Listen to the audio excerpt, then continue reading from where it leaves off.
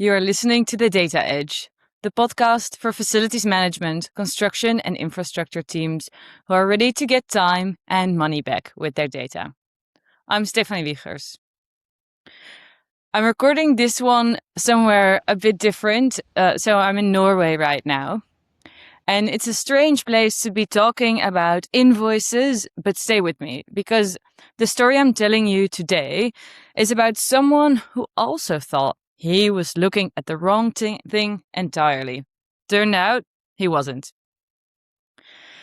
Here's the line I want you to sit with before we start. Somewhere in your contract, right now, money is hiding. And even you, the person who runs it, cannot find it. Not because you're bad at your job, because of how the numbers are built. We'll get into exactly why in a minute. A quick word on who's talking to you. I'm the founder and managing director of PearStop.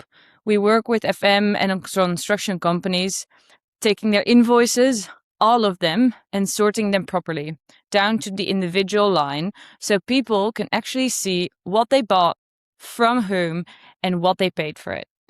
Every time, not just once. And that is genuinely all that we do. I mention it because the story today came out of exactly that kind of work.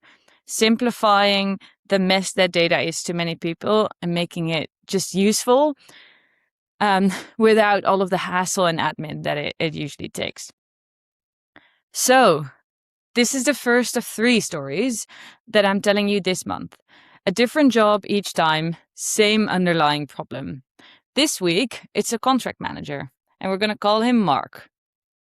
Mark runs a cleaning contract, one client across 40 sites.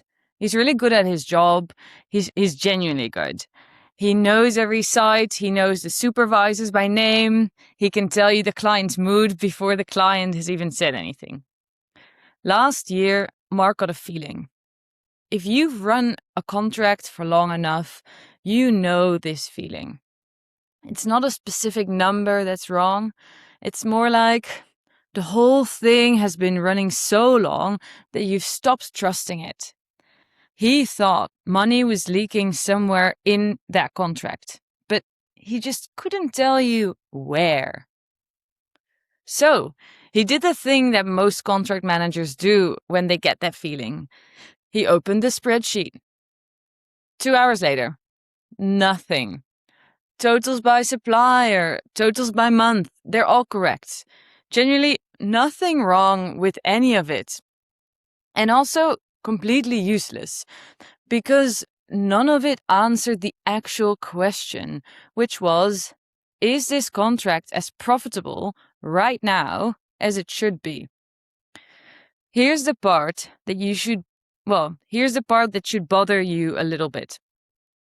Mark isn't bad at this. He is excellent at it. He just never had a tool built to answer that specific question. Nobody at his company did. And to be fair, nobody at most companies does. So let me show you exactly why that spreadsheet let him down. Because once you see it, you can't unsee it in your own numbers. Because here's the thing. So it's not complicated once you see it. Say Mark's company spent 43,000 euros last month with cleaning supply companies. 43,000 euros. That number on its own is fine, but it's also almost meaningless. Because open it up, and 43,000 euros is gloves, it's toilet cleaner, it's machine parts, it's consumables that get reordered on autopilot every month, because reordering is easier than checking. And somewhere inside that 43,000 euros, there's a supplier charging 12% more than another supplier for the exact same product on the exact same contract. Nobody has ever compared them.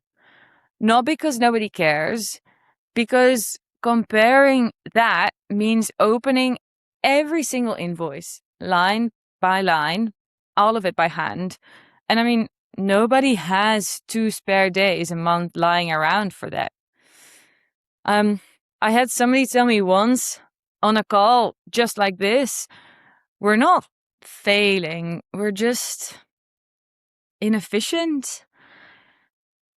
So that sentence should scare you more than a bad month would.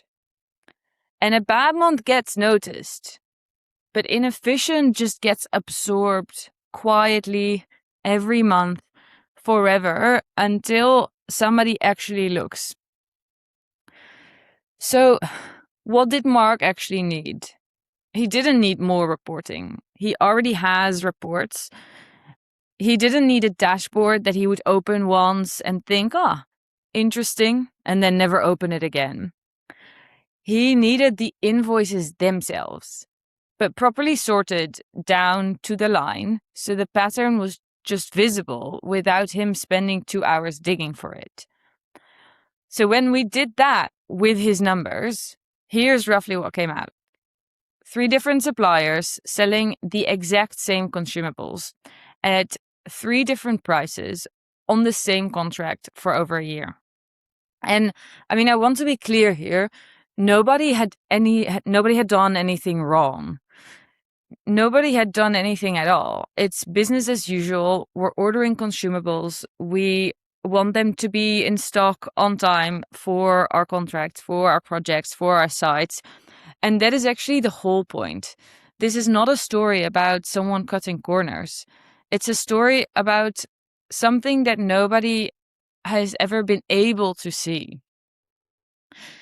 Now, some practical steps, because these type of cost savings or like cost leaks are everywhere, and it's actually quite easy to make the first move. And you don't need us for this bit. So I want to give you something today that you can genuinely go and do this week for free on your own contract. Step 1, it's you pick your single biggest consumable supplier. The one you spend the most with, or like the one that comes to mind first, where you're like, yeah, okay, that's the one I always call first. They've got all of our standard products. Then step 2 would be you just pull the last 3 invoices for them.